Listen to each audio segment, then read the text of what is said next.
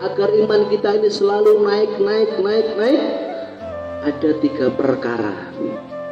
Ya, ada 3 perkara. Yang pertama adalah sebagaimana yang diucapkan oleh Sayyidina Mu'adz bin Jabal, kita hadir di majelis ta'lim, kita hadir di majelis zikir, kita hadir di majelis sholawatan, kita majelis di ratiban, pokoknya hadir di mana yatluna kitabullah wa yatadarasuna bainahum.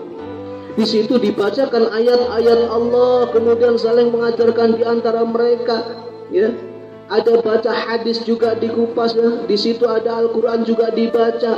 Di situ juga ada ratiban, pokoknya segala macam amalan ada di situ. Insya Allah majelis itu akan menjadikan majelis ini meningkatkan iman kita.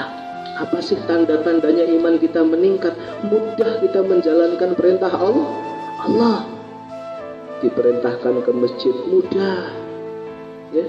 Jadi bisanya kita ke masjid itu bukan karena rumahnya kita dekat dengan masjid, tidak. Banyak kok ada orang yang rumahnya dekat dengan masjid tapi nggak pernah ke masjid. Ada nggak? Ada, karena imannya lemah. Bukan karena kekuatan zahirnya, tidak, tapi kekuatan iman ini lemah. Tapi kalau imannya kuat, biar rumahnya jauh daripada masjid, pasti akan datang. Contoh saja, ini dari Megarkensi, coba bisa bayangkan sejauh itu. Karena kekuatan iman yang luar biasa sehingga bisa hadir memenuhi undangan daripada jamaah sini. Subhanallah, ini contoh daripada orang-orang yang luar biasa imannya. Karena apa? Sering dices, sering bikin majelis ta'lim, sering bikin majelis zikir, sering bikin majelis ini itu. Yang penting di situ, di majelis itu ada pembacaan daripada amal-amal kebaikan, ada dibacakan ya firman Allah, hadis Rasulullah Sallallahu Alaihi Wasallam, ratiban, doa, sholawat dan sebagainya. Nah, inilah majelis yang meningkatkan iman. Itu yang pertama. Yang kedua yang akan meningkatkan iman, ulama mengatakan adalah, yang kedua adalah indal amal, ketika kita mengerjakan suatu amal, ya, terutama amalan-amalan yang maqdah, itu juga sama akan meningkatkan daripada iman kita. Apa sih amalan maqdah, amalan ghairu maqdah? Ya, amalan maqdah itu seperti sholat, baca Quran, puasa, ya. Ini amalan-amalan maqdah. Intinya amalan maqdah itu amalan-amalan yang ada cara-cara khusus, ada rukunnya, ada syaratnya, ya. Beda dengan sedekah. Sedekah itu ghairu maqdah. Kenapa? Karena nggak butuh rukun-rukun, ya, nggak butuh syarat sahnya sedekah, nggak ada. Tapi kalau sholat ada, puasa ada, ya, itu amalan-amalan maqdah. Maka orang-orang yang beramal dengan amalan-amalan maqdah, insya Allah, nah, maka akan meningkat daripada keimanan kita. Misalnya apalagi kita baca sholawat, subhanallah, luar biasa kekuatan sholawat, ya. Di mana majelis di situ pasti ada sholawat yang luar biasa.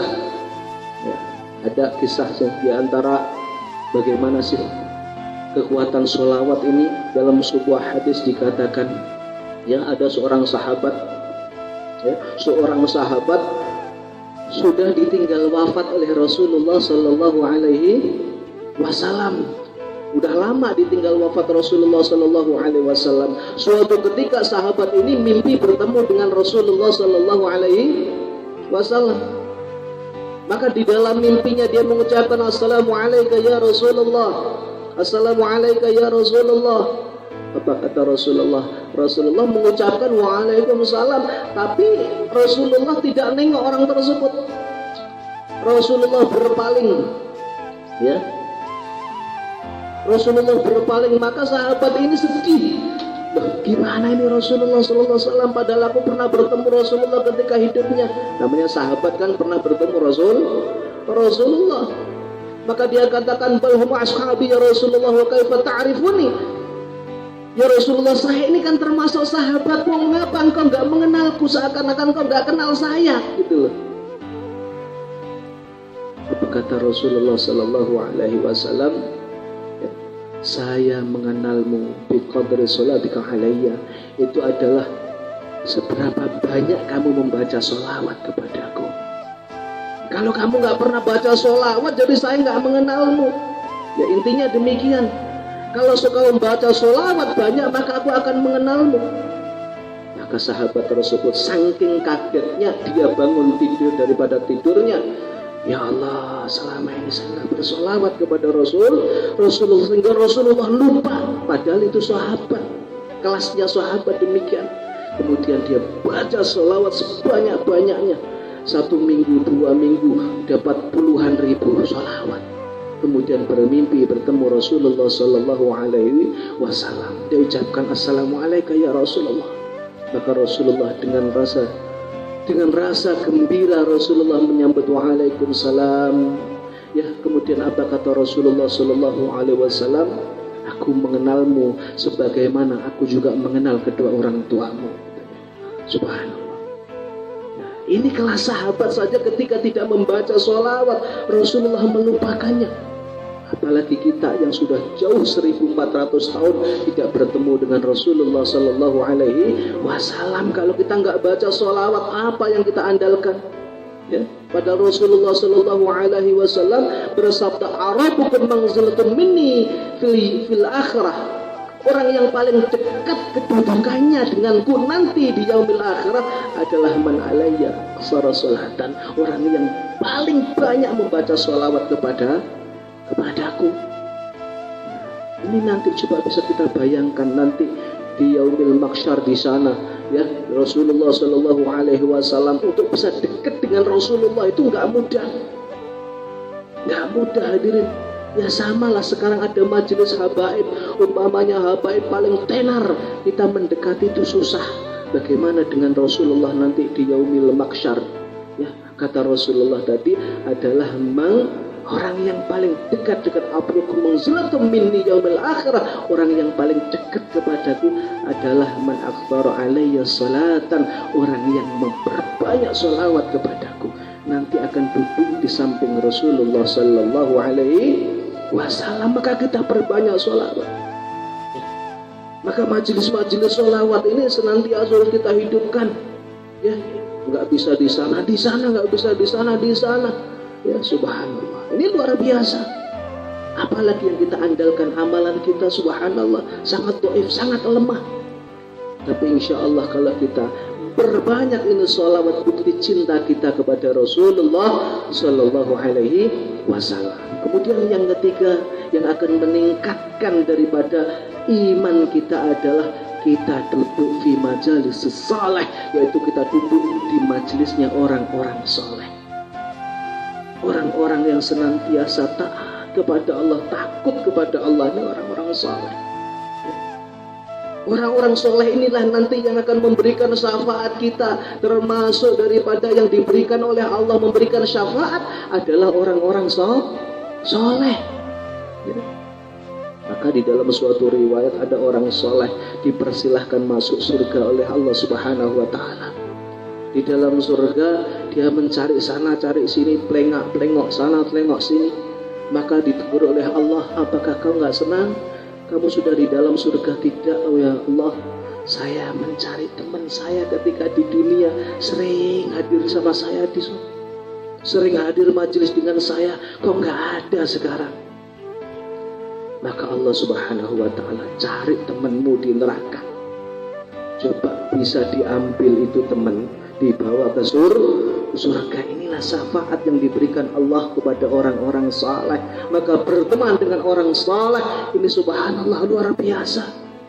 Maka perbanyak kita hadir di majelis-majelis tempatnya orang saleh. Ya.